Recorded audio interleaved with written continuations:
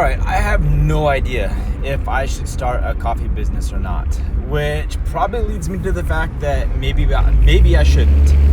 I'm going to go through everything that I basically know about starting a coffee business. I don't know if it's something that it should be done by me.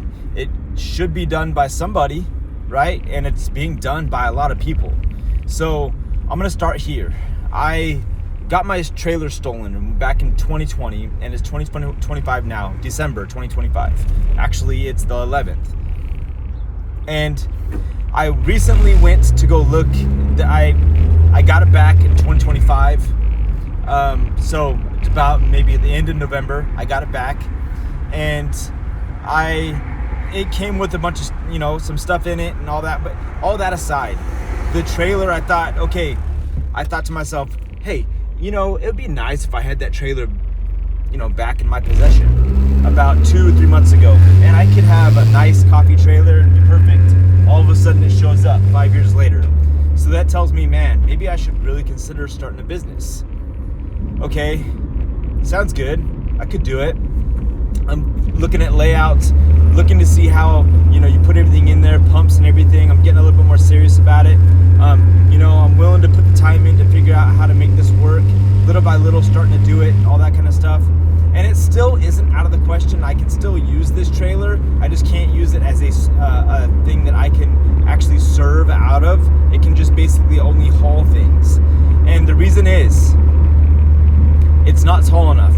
It's too short by about an inch, maybe 2.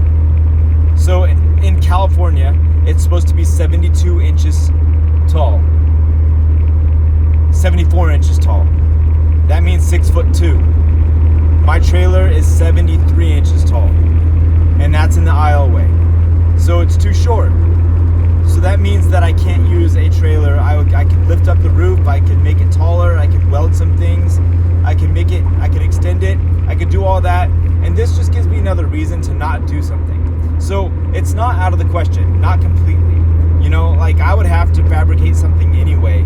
I have to fabricate it anyway. To be honest, everything has to be moved around.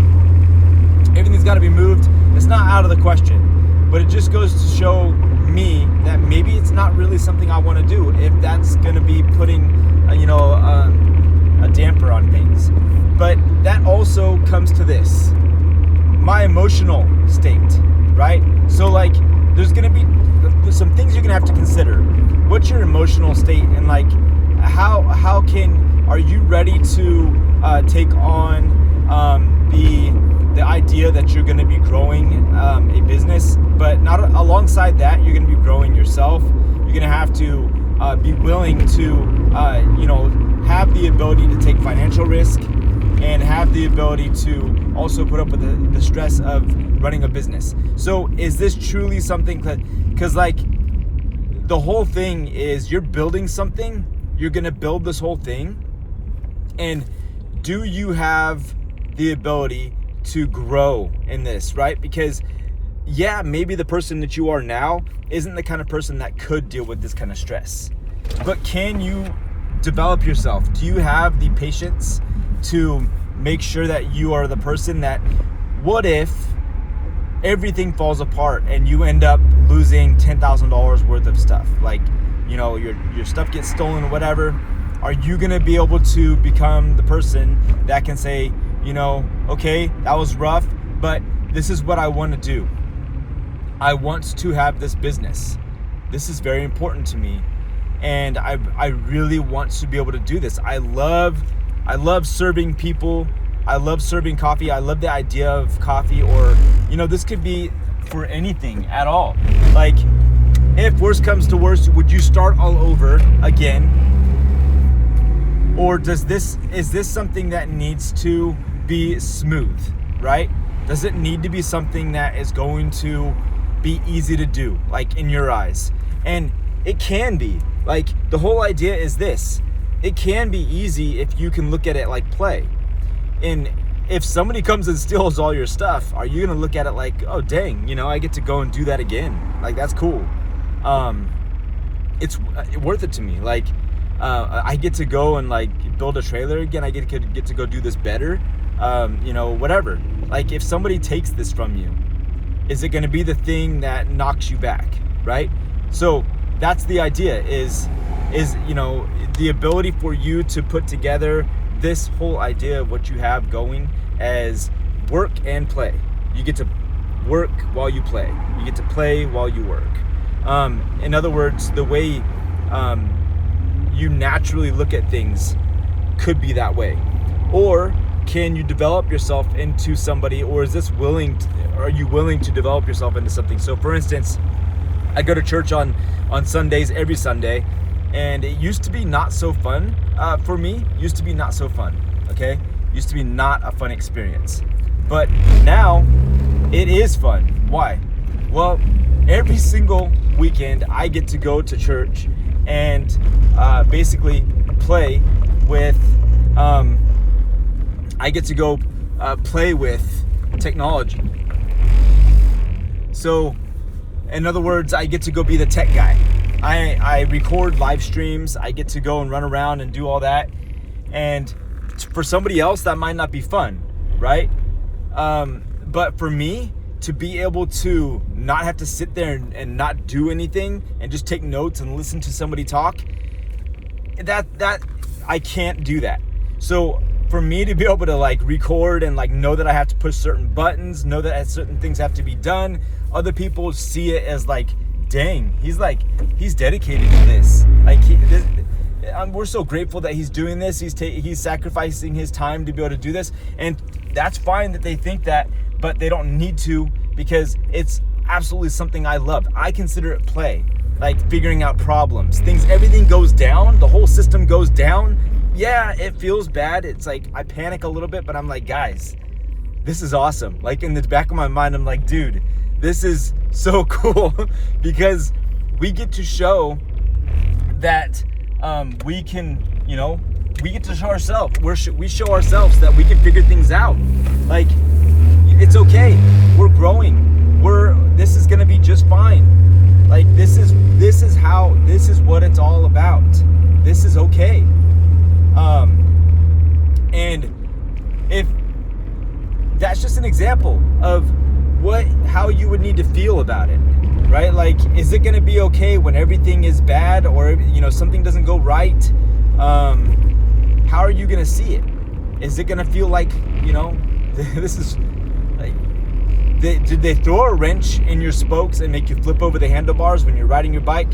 Or did they throw a wrench in your spokes, end up breaking the spokes, you flipped over your handle, and now you get to learn how to, heal some bones that broke, and you like to watch the bones heal, and you like to watch the guys putting the cast on, right?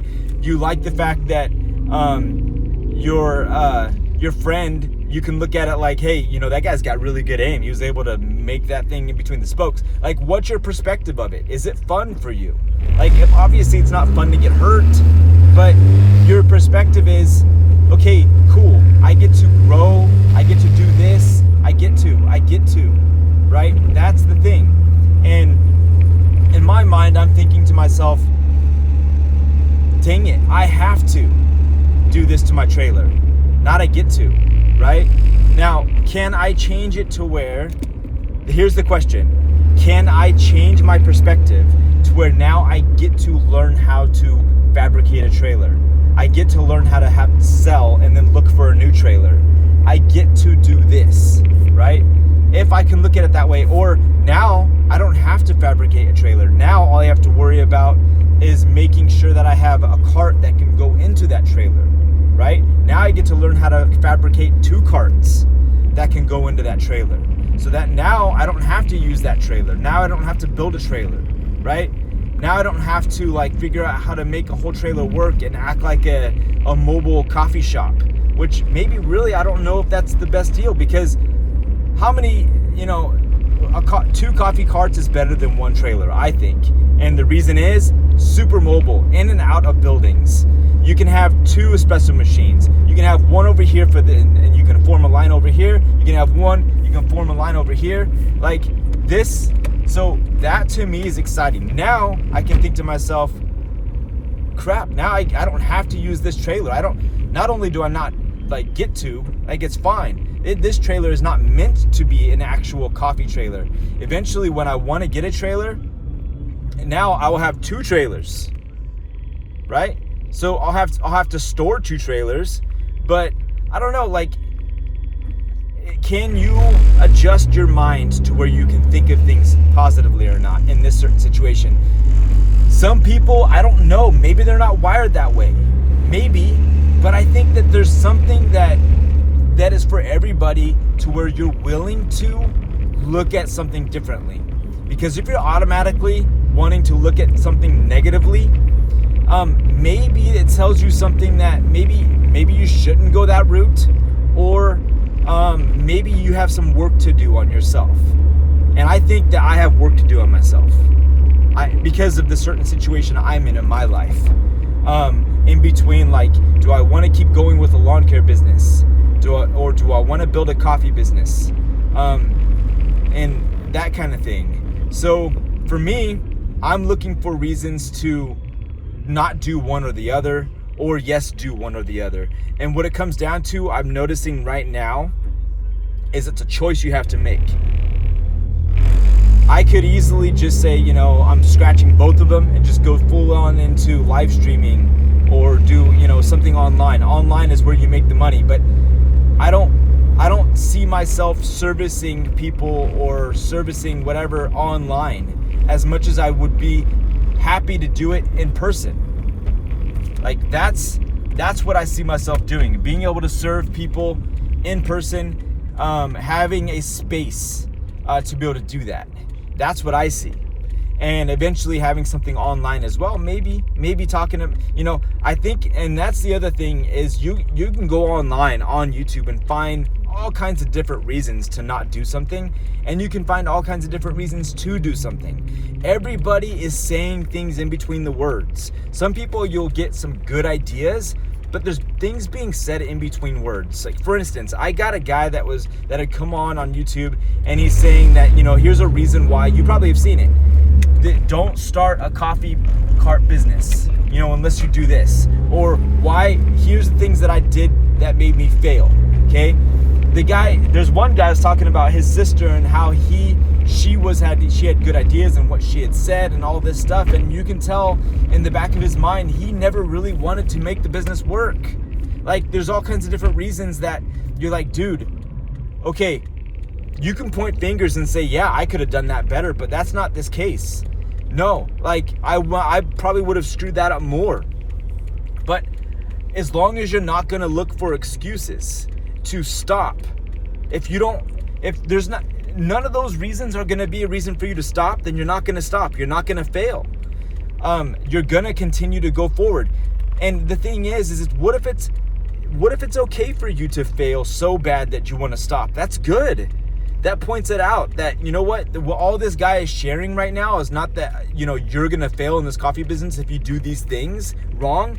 You could probably succeed in your coffee business if you had done things that are 10 times worse than what he did, as long as they're lawful, right? Even if they are, like, even if you get in trouble, like some other way, you could still succeed in that business. But it's a matter of, are you able to form your mind? Like, are you able to change your mind and look at this in a positive way and bring play into the way you're going to do this business? If you can bring play into it, like, not like you're going to play at work. Like, it's more like when I go and I am doing a live stream for my church, I get to play. Here's the other thing I got to do. I got to make a coffee, a youth coffee fundraiser. That's where I make money for them. The coffee makes money for them. So that way they don't have to do a fundraiser. And here's the thing. My thing is, it's not altruistic. I help my wife with the youth group over at the church. I would prefer not to have to show up on Saturdays, Friday evenings, whenever, Tuesdays, to wash cars with youth groups. Or it's fun for them to do that. That's fine for them to do that, but it's not something I'd want to do. I don't want to do yard sales. I don't want to do anything like that. I would prefer to be able to, on a Sunday, make a coffee for somebody. have a place for the kids to even come and help, serve people that are there if they would like to. And I haven't gotten to that point yet, but I'm going to eventually. So I created a way to be able to serve coffee from the church youth room, where they have a sink, they have a little room in the back area, like a little kitchen and a refrigerator and a microwave and all that stuff. Not that I make coffees with a microwave, but there's a way to be able to be of service at the church in between while I'm also doing the live stream stuff. Some people might go crazy, thinking about that, having to do all that. But for me, that is so fun. I love it. Being able to give people coffee in between, like during service and stuff, and running back and forth. Some people might say, "Hey, Mike, you're doing too much. Like, you're running around too much." And no, like, it energizes me when somebody needs me to do something that I already find fun to do. Like, I'm like, yes, I get to make you a coffee. Like, yes, I get to help like this live stream happen. And that's what I'm talking about, is play. Is like the thing that you want to do happens to be something like that is contributing to the play aspect. It feels like play because you enjoy doing it so much. So that's the whole idea of this video, is maybe, if you're gonna do something, if you can look at it like it's gonna be play, change the way you're looking at it, and truly feel like this is awesome. Like, this is something that I want to do. There's been days where I felt like, I don't want to do the live stream anymore, because certain people, like the people in charge, don't understand how to,